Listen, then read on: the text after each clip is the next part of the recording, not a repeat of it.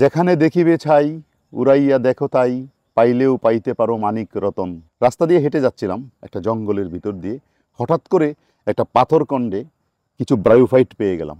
যদিও এটা খালি চোখে দেখা যাবে না, এর যে ক্যাপসুলগুলি সাধারণত যে মূল যে উদ্ভিদটা তার উপর থেকে একটা চিকন দণ্ডের উপরে ক্যাপসুলগুলি হয়, দেখতে বেশ চমৎকার। এই উদ্ভিদটি সাধারণত ফিউনারিয়া নামে পরিচিত। এটি বিশেষ করে স্যাঁতসেঁতে জায়গা অথবা পুরনো মাটির উপর জন্মে। এই যে আপনারা দেখেন এই মসের সাথে দেখতে পাচ্ছেন একটি পোকা, এটাকে খালি চোখে দেখা যায় না, কিন্তু দেখেন চুপচাপ বসে আছে এখানে। সে এই মসের সাথে থেকেই সে তার লাইফ সাইকেলটা সম্পন্ন করে। এটা হলো ফিউনারিয়া মস।